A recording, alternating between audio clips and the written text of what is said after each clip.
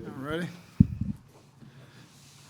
Military Appreciation Day this Saturday at Williams-Brice Stadium, and certainly appreciate all they do for us and the freedoms that we have. Steve Fink reminded me it was Veterans Day Sunday, so I appreciate all the veterans and what they've provided for us and the country that we have.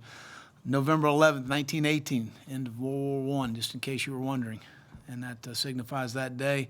Also, Senior Day at Williams-Brice Stadium, 7:30 kick against Chattanooga, honoring 20 seniors that will walk on Senior Day, and appreciate them. A small gesture of thank you for what they've done. This certainly is not goodbye, but certainly just saying thank you for what they've done for our program. We have 8 of them have already graduated, 9 of them that will graduate in December, so 17 of the 20 will have completed their eligibility while they have their diplomas in their hand. And that's pretty impressive, and the other 3 are all on track to graduate in May. So really appreciate them and appreciate what they've done for our program.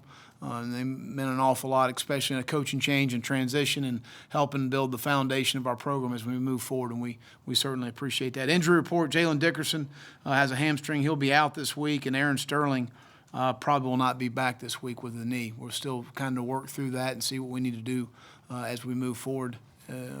As far as that's concerned, I'll open up for any questions. Raise your hand and get a microphone to you, David. Will, in the RPO package, is that strictly up to Jake to decide on the run or the pass? Or do you guys call in plays and say, well, we're looking for the pass here, or is it always his decision? It's his decision. I think that there are certain sequences that we will go into a game that we may give him some guidelines on situationally whether we want to hand the ball off or throw the ball. But the other day it was all based on the look, and we felt good about the decisions that were made. Obviously, we didn't get the results we wanted, and that's unfortunate. But we'll go back and continue to look at the situation. What do we need to do better to put our guys in better situation to be successful? Jeff. Well, have you gotten a chance to look at that third quarter fumble that was not reviewed, and what did you see, and how'd that impact? Yeah, once forward progress is stopped, it is now not a reviewable play. And I knew that on the field, number one. Number two, the whistle had blown. Number three, no official had reacted to the ball being recovered by J.C. Horn or stripped by J.C. Horn and returned down the sideline. So number one, the play can't be reviewed once forward progress is stopped. Forward progress has been stopped because the whistle had blown. And I had a communication with the official on the sideline. I said, did forward progress stop? And he said, the whistle was blown, Coach. And I said, well, are they looking at it upstairs? He said, you know the rule. And I do know the rule. So forward progress has stopped. It is no longer a reviewable play. And so that's the situation. Over there, left hand. I'm guessing you're probably not wired to think this way, but have you thought about what could have been with DJ and Bryson had those guys been able to be on the field for more than just a 3-game stretch for these last couple seasons? Sure. I mean, those guys are both really good players, and just thinking in terms of last night, kind of our seniors, and Bryson's a guy that's been really special to me. He's a guy that we've known for a long time. Cedar Grove High School had a very difficult junior season. Supposed to be a senior season last year with the labrum and having the surgery, and then coming back this year and really playing at a high level, playing extremely hard, very productive. And playing at a high level, and to have the ankle injury, and hopefully we'll get him back for the bowl game. But appreciate everything he's done for us. But he and DJ are both guys that we were, in training camp, looked really good on the edges, quite frankly, and being stronger on the edges with the both of those guys playing at a high level. But again, wish we'd had Bryson, down this stretch here would have helped us. Well, what have been the main reasons why you guys have had so much trouble tackling this season? I think that we're a little thin at the safety position. We're a little banged up at the safety position. We haven't been as productive at the linebacker position as we'd like to be, just quite frankly. And I think those two positions have really hurt us as far as explosive plays. And I think you go back to last year, Chris Lamons and DJ Smith were both very good tacklers. And they when the ball did hit the second level, in a lot of those situations, the ball was on the ground from a standpoint of a 6 or 8 yard gain as opposed to a 20-yard gain in an explosive run. I think things have kind of snowballed on us. We got wore down in the fourth quarter, in our last ball game, and struggled to answer. in those situations. So I think there's a combination of things that have affected the tackling, and obviously we continue to work on it. Well, in the NFL and in college for about 10 years, people have been saying, tackling's kind of a lost art, and that maybe limited practice time is a big reason for that. What about other things like, are afraid of targeting calls, emphasizing turnovers a lot? What about all that stuff? Gene, I think that has a small part to do with it. I wouldn't say that it has a huge part to do with it. I think that targeting is an issue, and we talk to our players all the time about lowering their targets, not leading with the crown of the helmet. Those are all things that we talk to our players constantly about, lowering their targets. I mean, those are things we're constantly talking about. We do sometimes make mistakes as far as trying to create a turnover instead of securing the tackle. And that's a judgment and a hard judgment when a 220-pounder is running at you, and you got to be able to get the guy on the ground, bottom line, and that's the most important thing. So I do think those factors have a small portion of it, but I think, again, tackling a lot too is want to. You got to really want to throw your face in the fan and enjoy it, and those are, got to continue to recruit to that. Donnell Stanley's technically a junior now, but he's walking. Has he communicated to you that this is his last year? Yeah, no, I should have said that, Josh. I apologize. So Nick Harvey is not going to walk, and we're trying to apply for another season through our compliance office. We have not heard on that yet as we speak. Eldridge Thompson is going to walk. His family had already planned to be here, but we are applying for an extra year for Eldridge. And Donnell Stanley, family was going to be here anyways. He has planned to walk and has not made a decision, and we'll make that decision after our bowl game. And he and I communicated that in previous time in our open date. And I think those are the only three guys that we had talked about that you might have questions on. Mm-hmm. Over to Colin, all right. Coach, how would you assess your offensive line's ability to pick up the blitz this year, and how do you kind of simulate that in practice and Jake having to throw with guys in his face when he can't really get hit? I think we've done a really nice job. I think that getting a hat on a hat, very seldom. I think the Ole Miss game on the last third down of the game, we had a free runner, and that was on the running back, not the offensive line. We're not having free runners at the quarterback. I think there's a lot of facets to it. Number one, we do a really nice job of changing our protections. Where's the turn? Having multiple protections to help us where people can't get a beat on where they can bring four and create an overload for you. I think, from a fundamental technique, Eric does a really good job of teaching our guys fundamentals and techniques of pass sets, of understanding if it's a tight five technique, you're probably getting edge pressure. If it's a wide technique, you're getting pressure from the other side. If the nose is working across the center, you're probably working, we need to redirect the protection back the other way. I mean, he does a good job of teaching the little things tips that you can get pre-snap and post-snap about protection and protecting the quarterback. I think Jake's got a very good understanding of getting rid of the football. He's got a very good pocket presence of when he feels pressure and where he is protected and where he's not protected. So, again, it's hard to really just say the offensive line. Our tight ends have done a nice job in protection. Our backs have done a nice job in protection for the most part. It's a entire effort. Our receivers know when they're hot and when they need to break the routes off.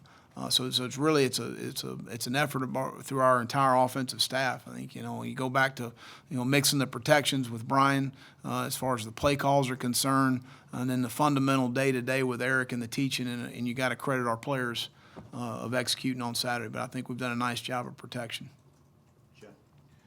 One of the seniors that'll be honored Saturday is probably got the most experience is Zack Bailey. Mm-hmm. What has he meant to the program, and how have you seen him progress this year? Just a steady performer. You know what you're going to get every day on the practice field. Tough, hard-nosed, physical. He's been a really good football player for us here at South Carolina. But a guy that, the consistency that Zack brings every day to me is what impresses you, as far as just a guy that comes to work every day with his lunch pail and goes to work. And we'll miss Zack. He's a good football player. We're going to miss, that's one thing we're missing. The chunk of offensive lineman. Malik Young has played really well for us this year. Has done a really nice job. Blake Camper, I can't say enough about Blake last year when Zack got hurt. And he came in and played extremely well. Blake really dedicated himself a year ago to the weight room, changed his body, and has played really good for us this year. Both right tackle, he comes in against Ole Miss and plays really well for us at left tackle. Donnell Stanley, we talked about hoping to get Donnell back depending on what his, grade will be. He will graduate in December. So he's one of the 9 that'll graduate in December. But all those guys, Kristen Pellage is, from a playing standpoint, hasn't panned out as much as he would have liked to. He's been a model citizen in our program. So again, all those guys, we're gonna miss all those guys. Dennis Daly from Ridgeview High School right here in Columbia, went to Georgia Military, and has been a fantastic left tackle for us. Has played really well for us this season. So we're gonna miss some of those guys. I know you can't talk about these guys specifically yet, but a couple of your recruits have said they're signing financial aid agreements. Is that true this year? Yeah, and you can't. I mean, you've been able to do that previous years, so that is true. And like you said, I can't comment publicly about it. How many guys are you signing to those? I don't know that I can. I don't know if I can't comment. I'd rather not comment on anything. All right, and I think this is the first time that's happened for you here with players signing these financial aid agreements early. Is that a change in philosophy? No, different situations pop up for reasons that I can't really go into that kind of presented itself. Probably the best way I could say. Over to Rick on the right. Well, you were mentioning Zach, and I know you always preach whether you win or lose, got to put it behind you, move ahead. But he said the manner in which you lost on Saturday, it gnaws at him. But it's not that he's dwelling on it, but that is helping him to focus on the little things that didn't happen and to work on that in practice.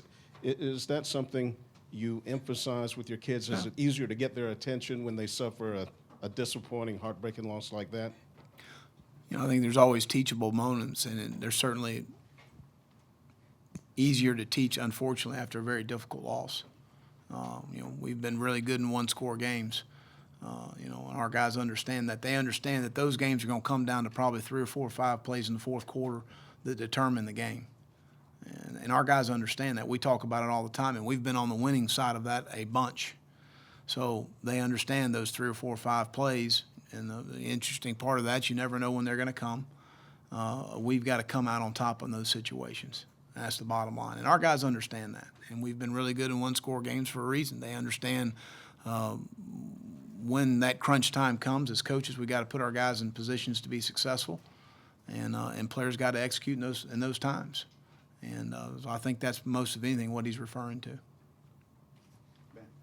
I got a couple questions. The first one is, with those financial aid papers, does that change the way you can interact with recruits at all in terms of phone calls, that kind of thing? That does. I believe, it's unlimited phone calls. Right now it's so much easier to communicate because of social media and texting and whatnot. You can do that unlimited as well. And then from a visit standpoint, I believe you can do your visit. You're now like in contact period. And the second question is, you mentioned Jay Urich was a guy who was kind of an emergency special teams guy based on all the attrition. I guess, what was the conversation like when you go to a quarterback and kind of ask him to do that? And what about Jay sort of made him a candidate for that kind of role? Well, Jay's a really good athlete. He's a big athlete and is a bigger-bodied guy and a guy that runs extremely well. Certainly can play in space, and that was just a question that we had. We were short some guys, and a guy that's certainly willing to participate and said, absolutely, I want to get on the field. I want to help the team in any way I can. So we got a bunch of guys on our team like that. Coach, I know you have a big game this week, but of course I got to ask you about Hammond and your son playing for a state championship. Mm-hmm. Won't probably be able to get to this game unlike last year. Yeah. Just your thoughts, obviously, as a father, and then being able to see him be able to compete for another state championship. Well, Eric Kimmery does a fantastic job at Hammond, and they got a really good football team and a bunch of good players and an outstanding staff. Really proud of Jackson and the year he's had, but he's got a lot of weapons to throw to. I guess I can't comment on them by name, but since I'm a dad, I probably can, huh? I don't know. But hey, they got a really talented bunch in First Baptist, and Johnny Waters, the head coach there, does an outstanding job. And they had a really tight ball game down in Charleston. It was a 7-point game, and certainly it'll be another close ball game. What's the toughest challenge, though, as a coach? Because we've seen you obviously at games and being able to support him in the past, and your situation isn't any different from other head coaches and assistant coaches. How challenging is that, though, to be able to see your kid go play? I'm a dad. I'm not a coach. I'm probably the easiest guy Coach Kimmery's got out there to deal with. I understand the things he goes through, and I just enjoy watching my son play. Phil? Have you communicated with DJ Durkin since he left Maryland? And if you were to have an opening on your staff that would fit him, would you consider him? Well, I'm not going to get into hypotheticals, but yeah, he's a very good friend. He's been through a very difficult time. It's a tragic situation for everybody involved, starting with the McNair family and what they've been through. So it's just a tragic situation. I don't know what another way to say it, but I don't deal in hypotheticals.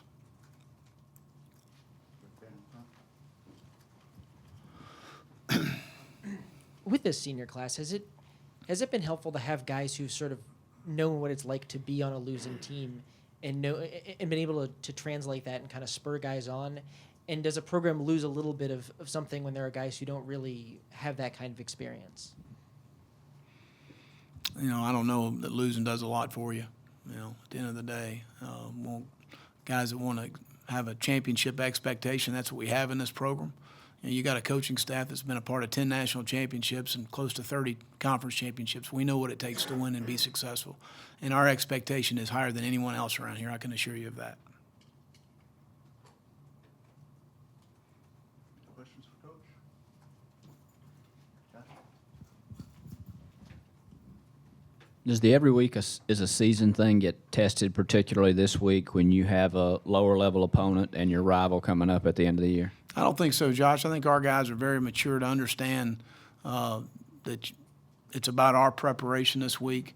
I really always challenge our guys, and to me, each week as a player, as a coach, you make a decision about your effort, about your energy, about your effort, your toughness, your discipline each week to bring it on Tuesday. And I thought we had a very, very good practice, a good tempo of practice today. We need to clean some details up of what we're doing today, but that's always with Tuesday with the new installation of different things we're going to see on offense, defense, and special teams. Clean it up again on Wednesday, and then obviously have a really good, clean Thursday practice and a good walkthrough on Friday. But our guys understand it's not really about the opponent, and regardless of who we play, it's about us and our preparation and how we go about our business, because that's really our mindset each week. We can't control who we play or where we play or what time. At the end of the day, we can control what we do, and that's our preparation. And that's every week for us. If the game goes the right way Saturday, do you expect Joyner to play and the other freshmen that haven't gotten a lot of time yet? Again, if the situation presents itself, number one, can they help us win the game? Number two, if there's an opportunity that presents itself, that whether it's to carry on or anyone else that's a young player, certainly we'd like to have them have opportunity to play. Absolutely. Coach, you mentioned Sunday you'd like to see Josh Belk back on the field this weekend or in sometime this season. Just how's he doing in terms of learning the defense and in his condition? Well, Josh is extremely bright, and he's done a nice job. He practiced today, and I thought practiced well. He practiced last week for us, but we plan on playing him Saturday. What has this Chattanooga team done to sort of generate the kind of pass rush they've had? Well, they're very talented up front. Isaiah Mack, is number 8, is a really talented inside player. All three of their big guys inside present some issues for you. They're all 300 plus. They move extremely well, but they do a nice job in their 4-down stuff, and they have a good 3-down package on 3rd down that they work. But he's the one guy that jumps out on tape, and Kareem Moore, number 2, is a transfer from Arizona State that was a freshman All-American at Arizona State from Chattanooga, and is a really talented corner. Anything else for Coach? Thank you.